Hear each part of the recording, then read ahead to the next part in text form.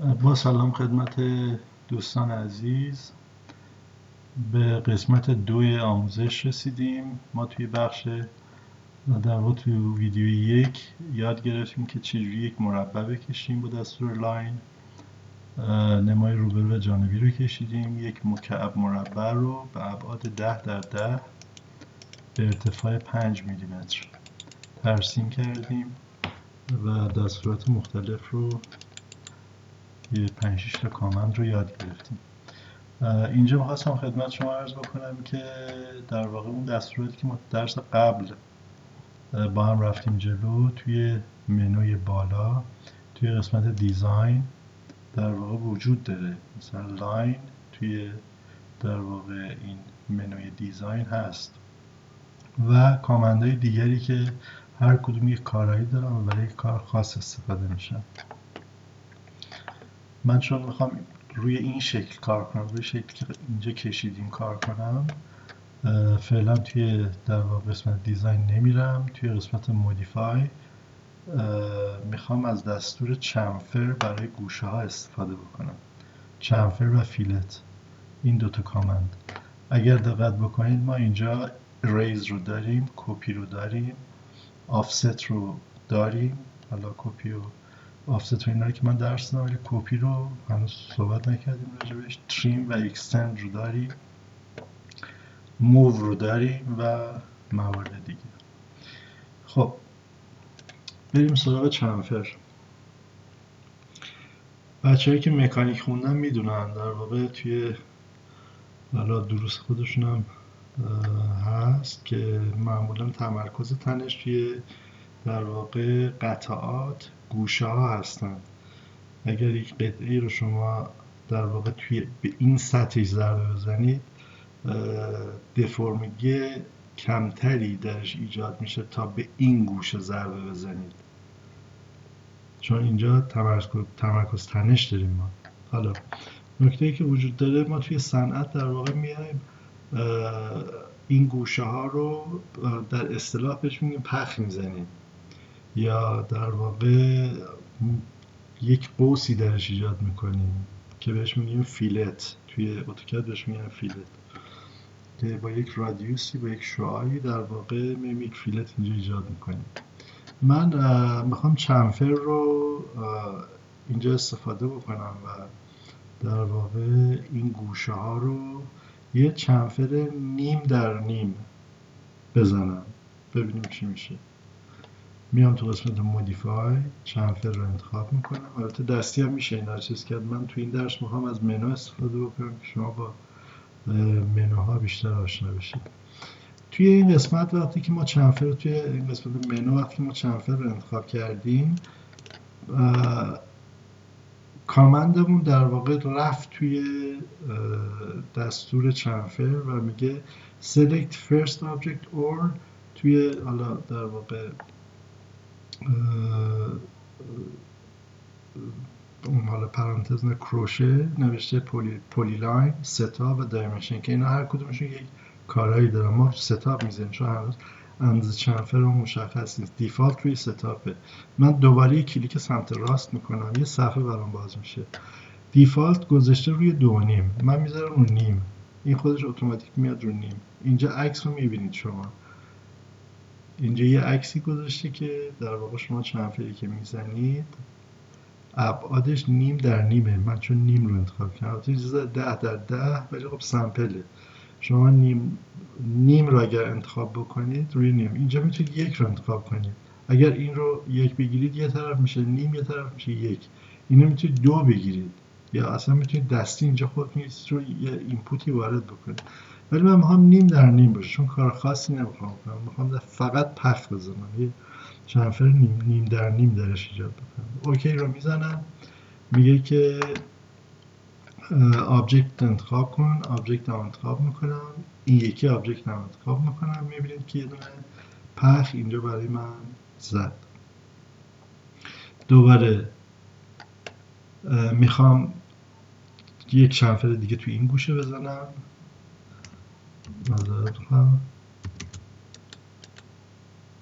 دوباره میخوام یه چمفر دیگه اینجا بزنم. اینو بعدم باید پاکش بکنیم. این رو در واقع ایجاد کردیم. دوباره کلیک سمت راست میزنم، دوباره ستا اوکی رو میزنم و دوباره کلیک سمت راست ستا اوکی رو میزنم و این برم چنفر. خب دیگه لازمش ندارم کویت میکنم، چنفرم رو زدم. اینجا من یه اشتباهی کردم، اینو من چینج میکنم. اوکی. خب این شد پس در واقع پخش زدن ما توی گوشه ها. توی نمای جانبی اینم من بگم خدمت شما، برای اینکه ما مدام در واقع برای انتقال خطوط از منو، الان من یک لاینی باید اینجا بکشم توی این نما، الان یه لاین اینجا ترسیم میشه، یک لاین اینجا، چون اگر من از این سمت نگاه بکنم به قطعه، در واقع تو عرض قطعه ما تو کل عرض این پخ دیده میشه که در واقع ابعادش هم هست نیم در نیم، از end پوینت این به end پوینت این. ببینید نیم از end پوینت این به end پوینت این، این هم هست نیم. خب پاک میکنم اینا رو. چیزی که میخوام اینجا بهتون الان بگم این هستش که مدام نمیخوایم در واقع هی بیایم end point, mid point, intersection یا چیزهای مختلف رو برای ابزارهای مختلف رو انتخاب بکنیم. یه سری ابزارها رو میخوایم به صورت دیفالت اصلا داشته باشیم. میایم توی object snap setting و اینجا میذاریم چیزی که خیلی در واقع مرسومه و استفاده میشه. البته شما چیزهای مختلف رو میتونید اینجا داشته باشید، ستینگ های مختلف رو میتونید در واقع کاستومایز بکنید. ولی توی کارنت ستینگتون شما بیاید end point, mid point, center و extension رو نه intersection رو انتخاب بکنید.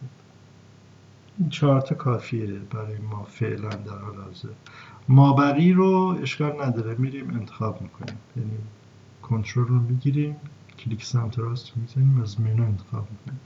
ولی این 4 تا خیلی کارایشون زیاده و اتومات همیشه روشن میمونن، مگر اینکه شما با کلید F3 در واقع کل اسنپ ستینگ رو خاموش بکنید یا روشن بکنید مجدد. من الان میخوام از اینجا لاین کمکی بکشم. اینجا دو تا کار میتونم انجام بدم، یا میتونم از کامند لاین، اینجا من الان لاین رو در واقع زدم، ببینید از اند پوینت گرفت، میام اینجا این خط رو امتداد میدم، یا از اینجا میام این خط رو امتداد میدم. دستور تریم یعنی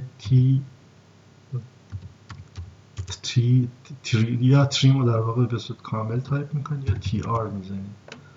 خب از این آبجکت و این آبجکت میخوام این دوتا رو از این نقاط تریم بکنید. خب این شد نمای جانبی من، خیلی هم عالی و زیبا.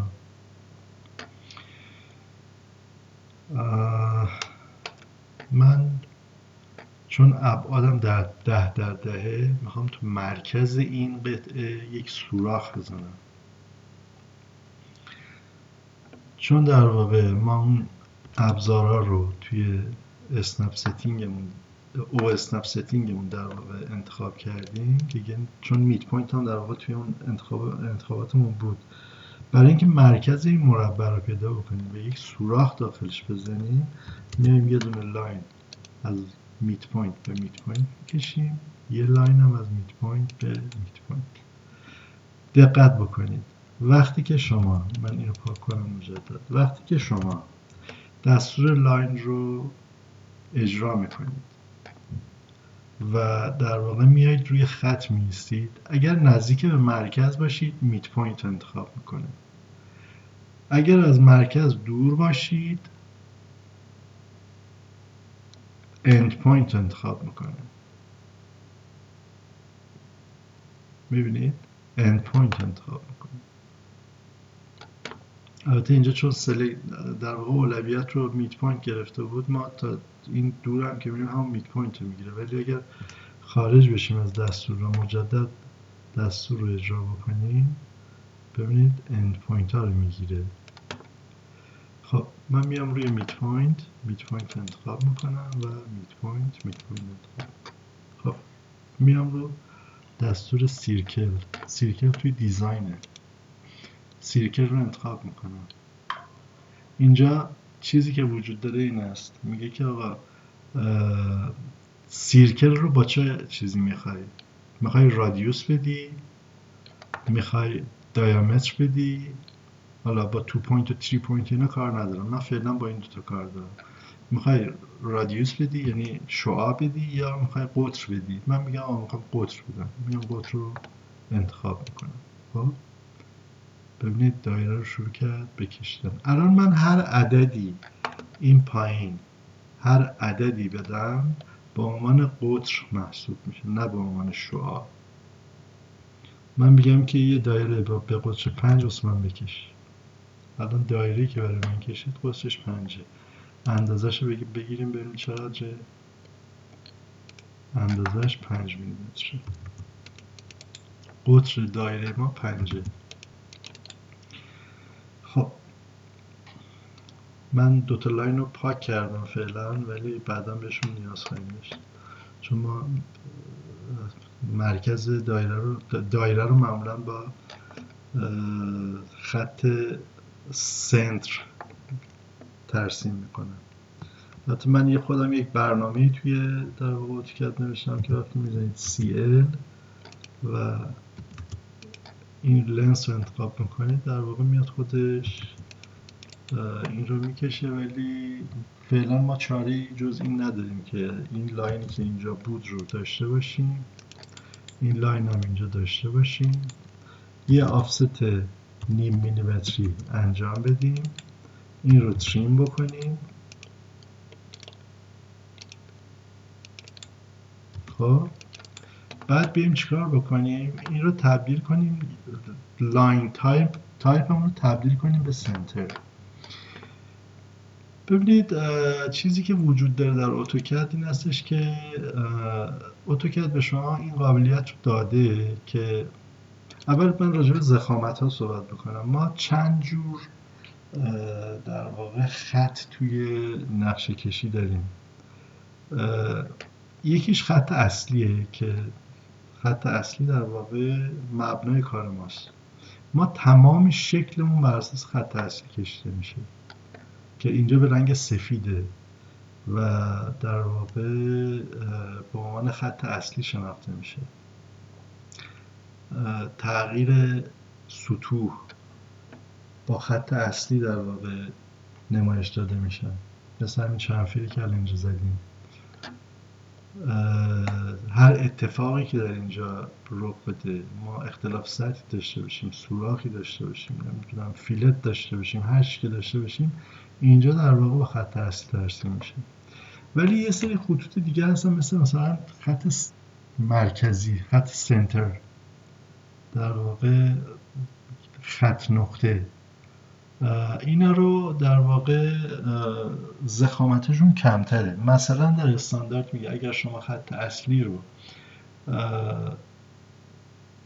5 میلیمتر گرفتید، اینا رو ما قدیم وقتی که با دست در واقع کار طراحی رو انجام میدیم، بعد شروع میکردیم تهیه نقشه ها روی کاغذهای کالک و اینها، در واقع میمدیم چیکار میکردیم، از یه سری قلم به نام راپید استفاده میکردیم، داخلش جوهر میریختیم. بعد اینا سایزهای مختلف داشت، مثلا سایز 5 واسه خط اصلی استفاده میکردیم، سایز 2 مثلا برای چه میدونم یه سری خطوط دیگه استفاده میکردیم، سایز 1.5 رو برای مثلا خطوط محور استفاده میکردیم، یعنی خط سنتری که بهتون میگم، و 1 رو برای هاشو رو در واقع برش. حالا اینا رو بعدا دوباره ما راجعشون صحبت خواهیم کرد، ولی حالا من میخوام راجع به خط محور صحبت کنم، خط سنتر.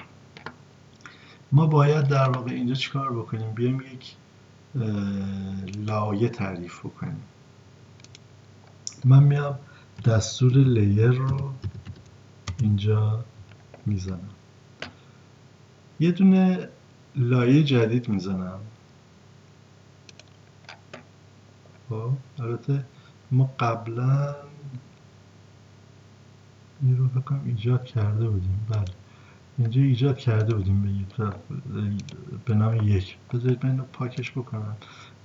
به هر حال شما میتونید اینجا در واقع نیو رو بزنید و اینجا یک عدد بهش بدید، یک اسم بهش بدید و اینجا بیاید در واقع نوع خط رو انتخاب بکنید. اینجا خطمون خط سنتر هستش و خطوط مختلف دیگه‌ای که اینجا خیلی خیلی خط وجود داره. اینجا مثلا خط هاشور با سایزهای مختلف وجود داره، خط محور وجود داره، خط تا وجود داره، این همه خط تاست و خطوط دیگری که در واقع توی صنعت نقشه کشی هر کدومشون برای یک کار خاصی استفاده میشن.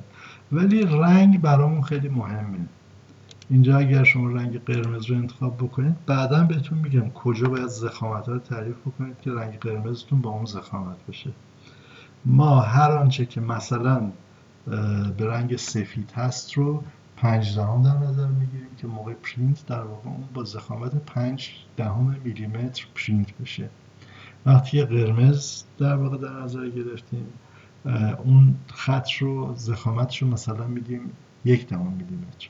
اگر زرد بکشیم مثلا میدیم 15 صدم میلیمتر و همینطور در واقع ضخامت ها رو تعریف میکنیم. سبز مثلا 2 دهم میلیمتر که بعدا توی پرینت، چون ما پرینت همون همه سیاه و سفیده، نمیخوایم رنگی پرینت بگیریم، ما بر اساس استاندارد میخوایم در واقع کار نقش کشیمون رو انجام بدیم و اگر ضخامت ها مشخص باشن توی در واقع نقشه ها، نقشه زیباتر و گویاتر میشه.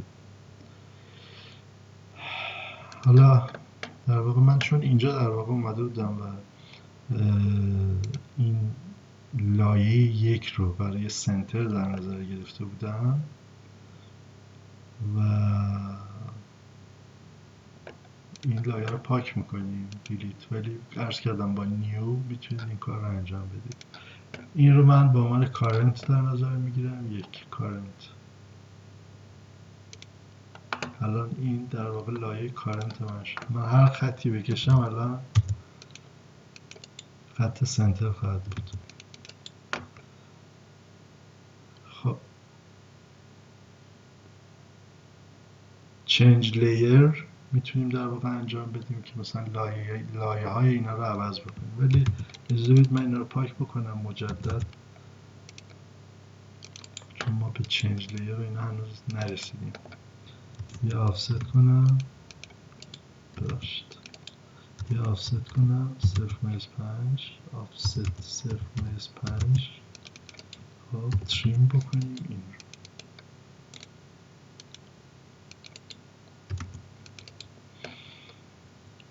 خب پس محور ما مشخص شد. ما توی در واقع این بخش الان اینجا خط ندید دیده میشه توی نمای جانبی ما، چون این سوراخمون اینجا توی نمای جانبی خط ندید خواهد بود. پس خط ندید ما در واقع چه خدچیم؟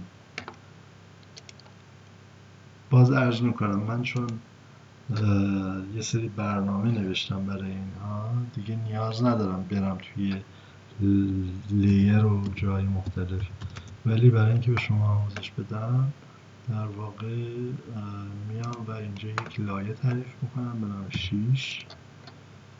خطش رو میذارم خدچین.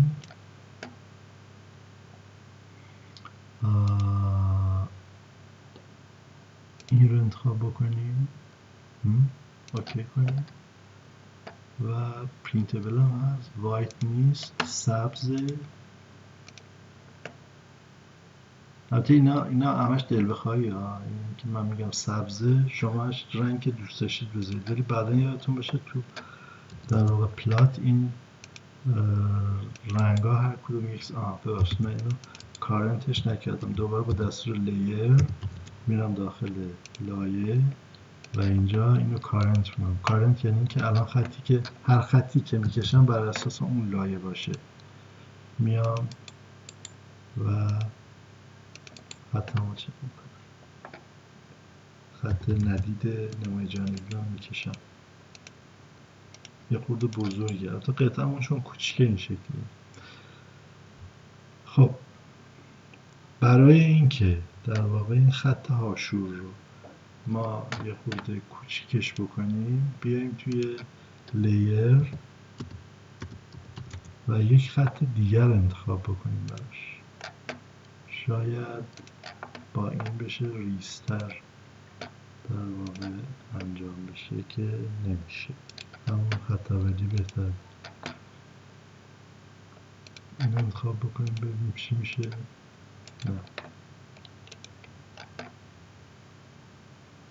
اینی که انتخاب کرده بودیم دیگه نداره متاسفانه، یا همون کوچیکه.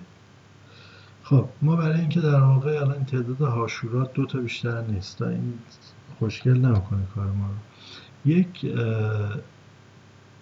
دستوری وجود داره به نام line type scale یا LTS یا LT scale. اینجا من الان کامند رو در واقع تایپ کردم، LTS اومد. اینجا الان یکه. اگر با یک ما مشکل داریم نمیتونیم بکنیم 0-5. ببینید همه چی نزدیک شد و کوچیک شد، فواصل کوتاه‌تر شد، اندازه ها کوچیک‌تر شد. الان توی این هم در واقع شما هم میتونید مشاهده بکنید. خب پس ما توی این درس در واقع چنفر رو یاد گرفتیم و در واقع سیرکل و اینکه چجوری ما تو مرکز این مربع این دایره رو با قطری که نیاز داریم بکشیم و لایه ها رو در واقع تعریف کردیم. یعنی اومدیم توی اینجا یک لایه 1 و یک لایه 6 تعریف کردیم. حالا اینکه چرا لایه 6 اسم 6 باز عرض میکنم، اینا دست خودتونه، به سلیقه خودتون میتونید هر اسمی که دوست داشتید بذارید، ولی من به دلیل اینکه خب چندین ساله دارم کار میکنم یه سری استانداردها رو در واقع آوردم توی اینجا و برای اینکه شورت کات بزنم و کارم رو راحت تر بکنم و کارم رو سریع تر بکنم اومدم یه سری لایه رو با دستورات مختلف در واقع با یکی دو تا کلید در واقع به اون خاصی که میخوام میرسم. خب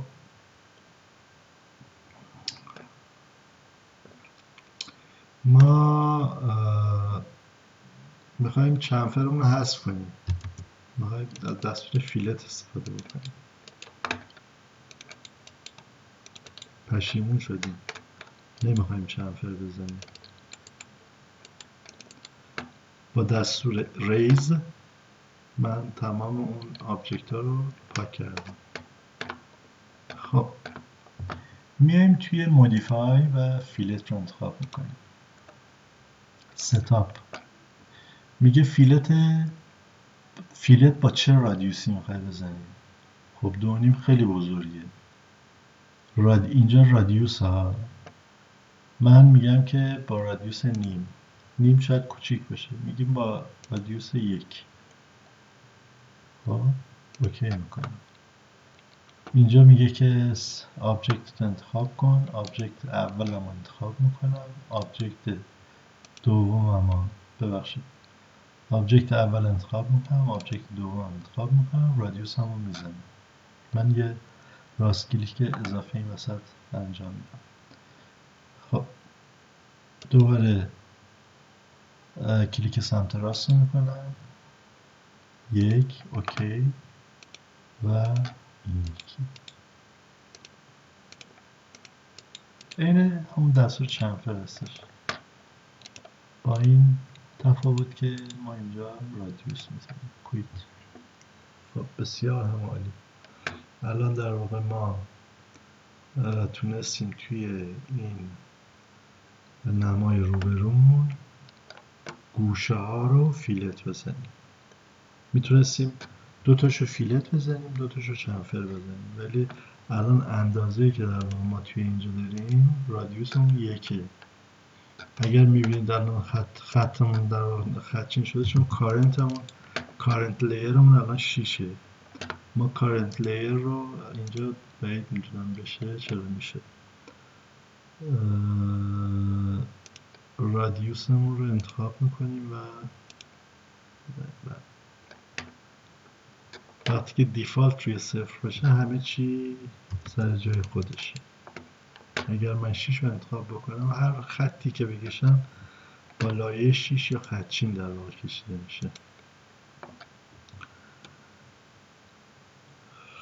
دیگه نکته ای که باید توی این شکل بهش اشاره بشه چیز خاصی وجود نداره و میریم سراغ موارد دیگری که در مودیفای وجود داره.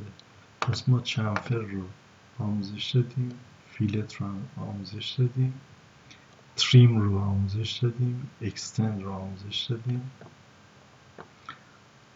راجع به استرچ و اسکیل فعلا صحبتی نشده. راجع به کپی من میخوام ابتدا تمام دستورات ساده رو با هم بریم جلو که بعد بریم سراغ در واقع دستورات پیچیده تر. خب یه نکته هم که باید میگفتم این هستش که شما تو چمفر اینجا خط اضافه داشتید ولی وقتی که فیلت میزنید اینجا دیگه هیچ خطی دیده نمیشه. معمولا آرک در گوشه در نمای جانبی هیچ تأثیری نداره چون اختلاف سطح به مرور اتفاق افتاده. شما هیچ خط مبنایی اینجا نداری، نمیتونی از اینجا یه خط بکشی بیای بگی در واقع خط انتهای فیلت منه. این کار نمیتونید انجام بدید. این خارج از قواعد در واقع نقشه کشی صنعتی هستش.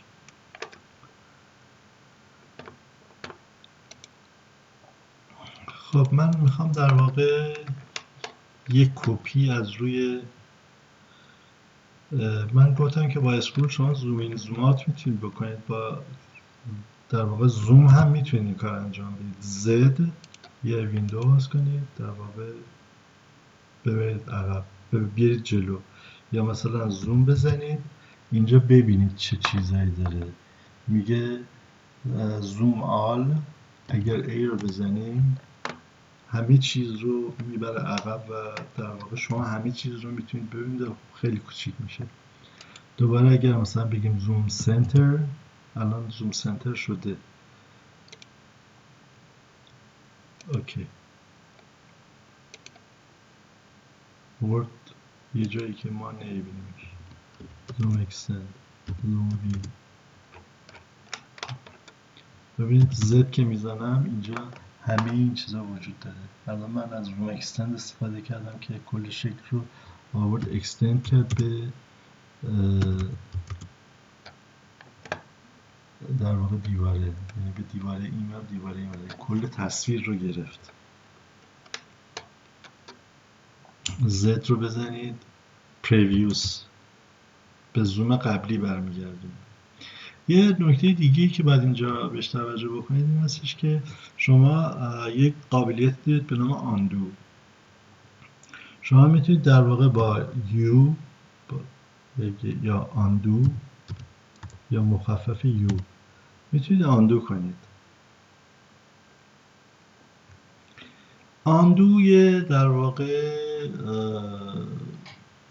دستور گاهی خوبه گاهی بسیار خطرناکه. شما وقتی آندو میکنید تمام اتفاقاتی که یعنی کارهایی که انجام دادید دونه دونه آندو میشه.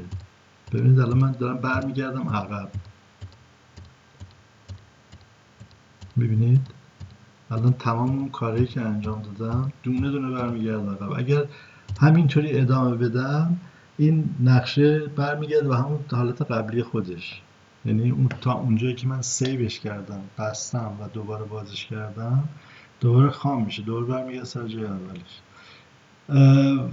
و یک دستوری داریم به نام ریدو. ریدو متاسفانه فقط یک دونه کامند میاره جلو، یعنی شما اگر 100 تا عملیات انجام داده باشید و در واقع 100 بار آندو بزنید برید عقب، با ریدو فقط یک بار میتونید بیاید جلو، یعنی میاد که مرحله 99مین کاری که انجام دادید، 99مین کار قبلی که انجام دادید ریدو فقط یک دونه کامند رو اجرا میکنه. پس توی در واقع آندو خیلی باید دقت بکنید که درست ازش استفاده. یا دستتون روی مثلا کلید یو رو نزنید، دستتون روی اینتر یا اسپیس بذارید و همینطوری برید عقب. خب اینم از این و دیگه راجع به کپی میخواستم صحبت بکنم. من میخوام یه در واقع از این شکل یه دونه کپی داشته باشم. کپی رو دستورش رو اجرا میکنم، میگه select object، کل این رو من انتخاب میکنم، میارم پایین، میبرم میذارم مثلا یه گوشه دیگه اینجا. میام اینو مثلا چیکار میکنم، یه سری تغییرات روش انجام میدم. اینو چنفر میزنم، اونو فیلت زدم، میام اینو چنفر میزنم، چنفر انتخاب میکنم، ستاپ رو میزنم، نیم مونده هنوز، اوکی، این و این، اوکی، نیم. حواستون باشه که وقتی که میخواید چنفر رو بزنید دقیقا نزدیک به اند پوینت ها باشید. اینجا نمیتونید برید چنفر بزنید. دوباره این یو کویت اکستند میکنم این تیکه رو. یه تیکه اشتباه شد متاسفانه، این خط قطع شد، من اکستند کردم بودم سرشش. حالا این رو من میام کلید F8 رو میزنم، ارتو روشن میشه و در واقع با دستور تریم خطوط اضافه رو پاک میکنم. ببینید من تونتون دارم کار میکنم، علتش این هستش که شما باید یاد بگیرید. خب من الان در واقع این لاین تایپ هم باید اینجا وجود داشته باشه، چون من سوراخ رو به سطح هاشور کشیدم ولی خط محور رو نکشیدم. اینو میذارم روی یک لاین و این رو میکشم. تقریبا باید خط محور از قطعه بیرون زده باشه.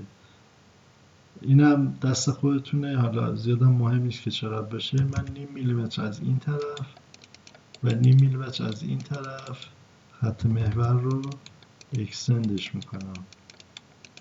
این دو تا خط اضافه رو پاک میکنم. اگر میبینید از آفست استفاده میکنم و سریع این کار رو انجام میدم، میخوام شما در واقع یاد بگیرید که چگونه از این کامنت ها برای ترسیم در واقع نقشه ها میشه استفاده کرد.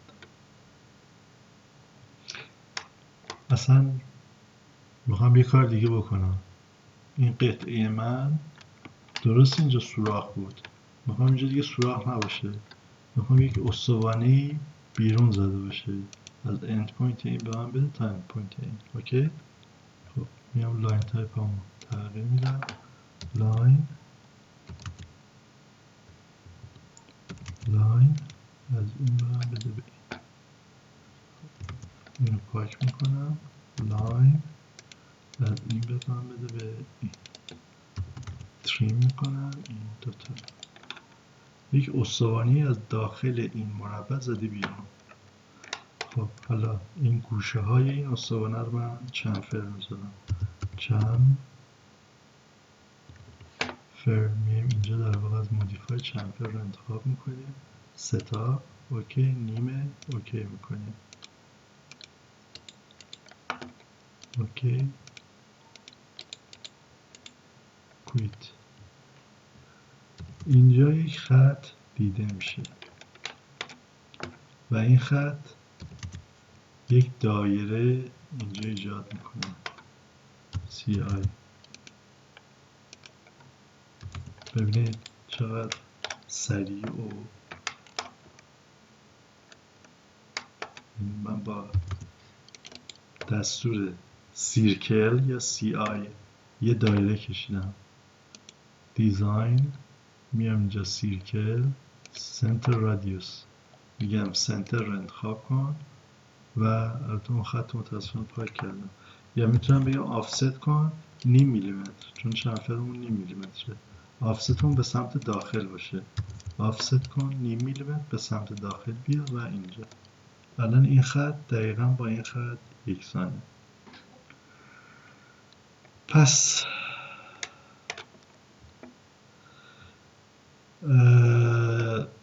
اینجا خط محور ما قبلا برای سوراخ بود. خب ما دایره داخلمون حذف شد و تبدیل به یک استوانه شد. پس این خط محور رو موو میدم میارم اینجا. اوکی، این رو موو دادم آوردم اینجا. با دستور موو ما میتونیم هر چیزی رو در واقع حرکت بدیم که تو درس قبل ما دستور موو استفاده کردیم.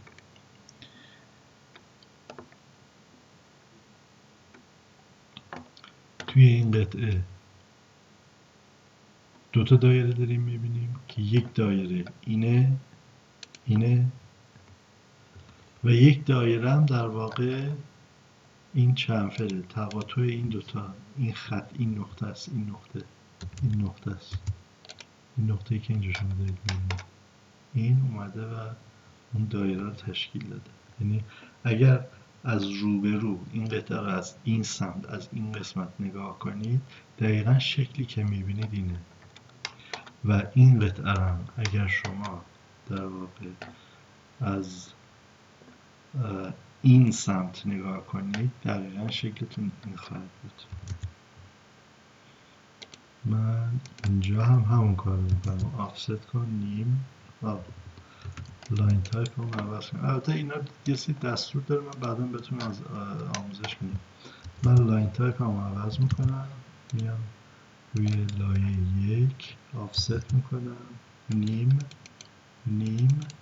و تریم میکنم این و این.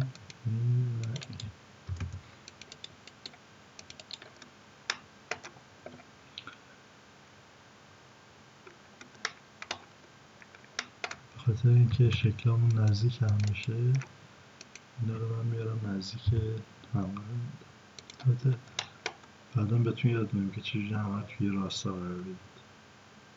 الان میشه این کار انجام داد.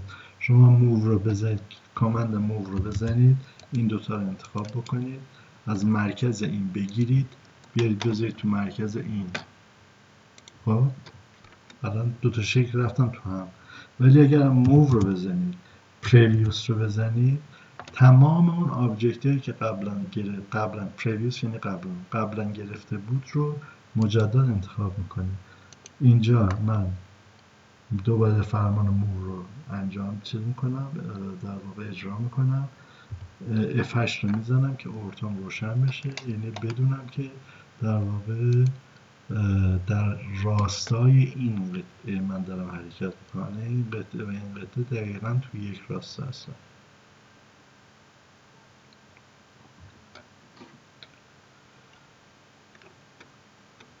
خب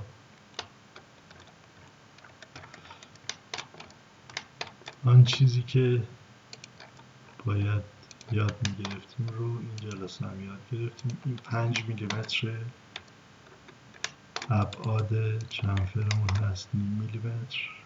البته بازخواهی میکنم باز لاین تایپ رو باید اینجا من رو 0 قرار بدم دیگه.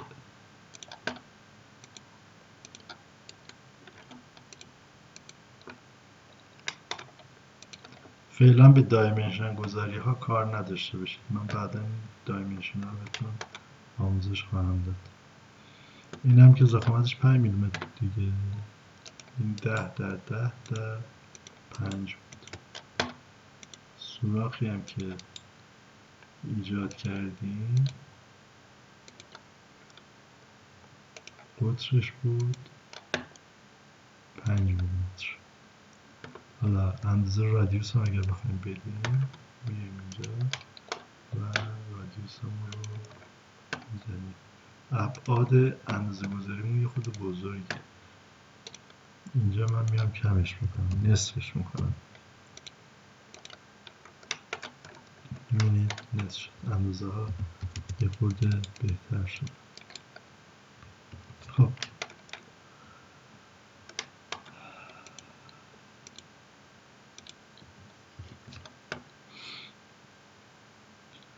امیدوارم که توی این مبحث مطالبی رو که درس دادم رو تمرین کنید، یاد بگیرید و توی بخش بعدی شروع میکنیم به در واقع کار با کامنت های دیگر، با فرامین دیگر مثل پولیلاین و چیزایی که توی مثل رکتنگل، پولیلاین و پولیگان و اینها، و ببینیم که به چه شکل میتوانیم از این کامنت ها استفاده بکنیم. این چیز خیلی مهمی هم که اینجا وجود داره هچه، آشور، و اینا رو باید آروم آروم با هم بریم جلو. خسته نباشید. امیدوارم که درس امروز مفید بوده باشه و کمال استفاده رو ازش برده باشید. متشکرم. خداحافظ شما.